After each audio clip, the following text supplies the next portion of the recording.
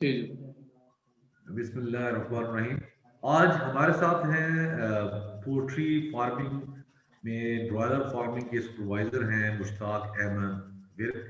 और मैंने माशाल्लाह इनकी वीडियोस भी देखी हैं और इन्होंने हमारे साथ जो है इनका भी यही इन्होंने जिम्मा उठाया हुआ है कि पोल्ट्री नॉलेज पोल्ट्री एजुकेशन को आम करना। और आज हाइको के प्लेटफॉर्म पे मैं इनको वेलकम करता हूँ।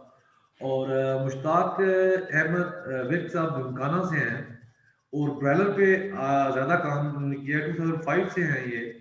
और मुश्ताक साहब मुझे ये बताएं कि लेट्स सपोज ब्रॉयलर जो है जब आपके यहाँ फ्लॉक सेल होता है उसके बाद की आप हमें बताएं कि उसके बाद जो है फार्म को प्रॉपर किस तरह फुमिगेट और सफाइयाँ उसकी वो करनी चाहिए और उसको जो है हीटिंग करनी चाहिए जो फ्लॉक आने से पहले। ये हमें बताएं, हमारा ये सवाल है आज का इसका कि एक फार्म एक बीइंग अ फार्म सुपरवाइजर आप क्या जी, जी। समझते हैं कौन सी चीजें ज्यादा जरूरी हैं उनको किया जाए।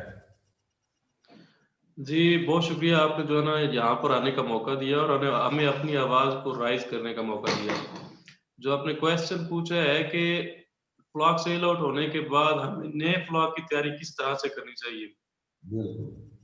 फर्स्ट ऑफ ऑल ये है कि जब आपका फ्लॉक सेल आउट होता है तो आपको वो जो पुराना बुरादा जिसे आप रूढ़ी कहते हैं, उसको उठवाने के बाद आपने सिंपल सादा सफाई करनी है, शेड के अंदर से और शेड के बाहर से।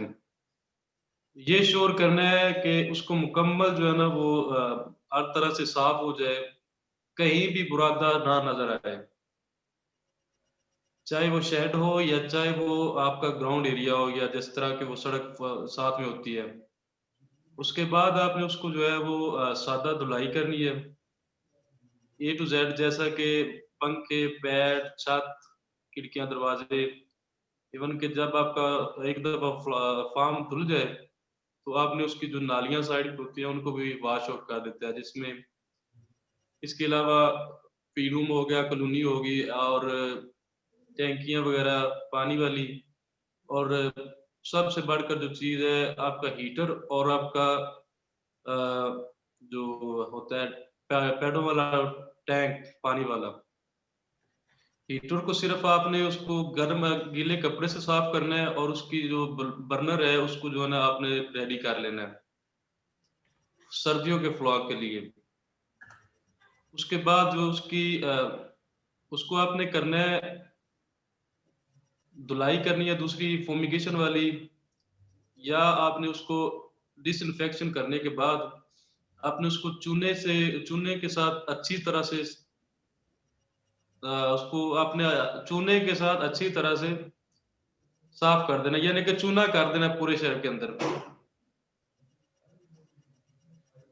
फर्श के ऊपर उसकी इस तरह से लेयर हो कि जिस तरह आप दीवार के साथ करते हैं ना, आप चूना वगैरह करते हैं या आप पेंट करते हैं दीवार के साथ, कहीं पर भी ज़रा पर भी वो जगह खाली ना रहे। उसके बाद आपने पैकिंग वगैरह उसकी करनी है, पैडों की पैकिंग करें, पंखों की पैकिंग करें, फिर फॉगिंग करें या फ़ॉर्मलिन की स्प्रे कर लें। जो चीज़ें मतलब कि फ्लॉक आने से पहले हर चीज़ जो है वो नए सिरे से तैयार करनी है। इस तरह के फार्म की बिल्डिंग वही होनी है, बाकी जो चीज़ें अंदर होती है वो नए सिरे से हो जाएँगी, वॉश करने के बाद। उसके बाद बुरादा वगैरह डालने के बाद आपने उसको फुमिगेट कर देना है। फुमिगेट के लिए आप विरकोन एस का इस्तेमाल कर सकते हैं, वायरस नेट का इस्तेमाल कर सकते हैं, पिंकी फ़ॉर्मलिन का मिक्स मिक्स इस्तेमाल कर सकते हैं और भी बहुत सी चीज़ें फुमिगेशन के लिए आई हुई हैं। राइट। उसके बाद 12 से 24 घंटे इसको जो है ना वो आपने छोड़ देना है। बाकी जो मामलात आपके हैं वो आपने उसको चेक आउट कर लेना है। चूज़ा आने से पहले कम से कम जो है ना वो 48 घंटे पहले आपकी हर चीज़ रेडी होनी चाहिए और कम से कम 24 घंटे पहले आपका हीटर चल जाए। जो जितना एरिया आपका ब्रूडिंग एरिया ख़ास तौर पर वो जो है वो हीट प्रूफ हो जाए, मतलब कि उसके अंदर आपका टेम्परेचर बराबर हो जाए।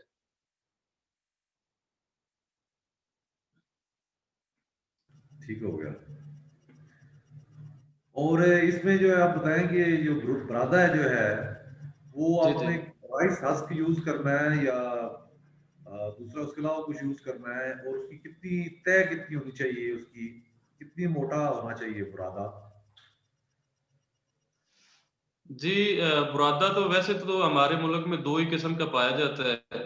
एक जो चावल का छिलका होता है वो है, और दूसरा वो जो ये लकड़ का जिसे हम बुरादा कहते हैं। और इसकी तय की आपने बात की है, हम तो इसे मैं तो अपने तौर पे जो जिन लोगों को भी कहता हूँ, मैं कहता हूँ कि सर्दियों में आप इसको अ, 10 केजी जो है ना, सॉरी 10 मन पर 1000 चूजे को दें। उसकी थिकनेस बनती है तकरीबन कोई 4.5 से 5 इंच। और गर्मियों में 8 8 म 8 म 1 8 मन जो है बुरादा वो 1000 चूजे को दें। और उसकी थिकनेस बनती है 3 से 3.5 इंच। इससे जो नीचे का बेड होता है ना, उससे आपको एक तो नमी नहीं आपकी आती है, और दूसरा जो वो गर्म ज़्यादा देर रहता है। इसके अलावा बहुत सी चीज़ें बहुत से फार्मरों को मैंने ये भी कहा है कि जब आपका चूज़ा आए, तो नीचे पेपर बिछाएँ। जो वो पेपर होता है, ब्रूडिंग पेपर जिसको आप बोलते हैं, आपने भी देखा होगा ब्रीडर फार्मों पे, ब्रूडिंग के दौरान। उसका फ़ायदा ये होता है कि पहले दिन बुरादे को गर्म करना मुश्किल होता है, और पेपर को गर्म करना आसान होता है। क्योंकि राइट। पेपर जब गर्म हो जाएगा तो वो ठंडा नहीं आसानी से होगा।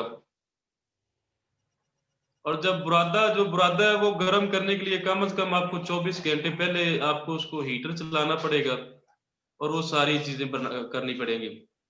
यहाँ पे मैं एक बात और बोल दूँ, मेरे ज़हन में आ गई है कुदरती, कि जो लकड़ वाले ब्रूडर होते हैं ना, इनके साथ मसला ये है, ये है तो सस्ते, और ये डीज़ल की निस्बत काफ़ी ज़्यादा सस्ते हैं, क्योंकि इनकी कॉस्ट ऑफ प्रोडक्शन जो है वो आपको पड़ती है 60 से 65%। लेकिन इनके साथ मसला ये है कि ये अंदर में से हवा लेते हैं, शेड के अंदर से ही हवा लेते हैं। और इनकी जो मोटर होती है, जो हवा अंदर से लेती है डक के लिए, वो काफ़ी हैवी लगी होती है। क्योंकि आपने पूरा शेड सील किया होता है, तो ज़रा सी भी कहीं से लीकेज होगी ना, तो आपके वहाँ से मतलब कि ये पंखों से सारा जो है ठंडी हवा खींच के लेकर आता है अंदर। और जिस एरिया से वो उसकी डक्ट निकली हुई है, उस एरिया में टेम्परेचर ज़्यादा रहता है, और आगे जो है ना वो टेम्परेचर कम रहता है। और ये इस ब्लॉग में मैंने इसको फेस किया है,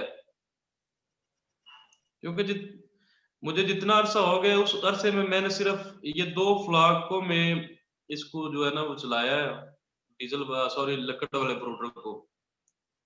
अदरवाइज़ मेरे पास जितने भी ब्रूडर आए हैं वो डीज़ल वाले ही थे। राइट, राइट, ठीक हो गया। ठीक हो गया जी, thank you very much for brief answer. बाकी आपसे और भी सवाल हम करेंगे, आप हमारे साथ रहिएगा।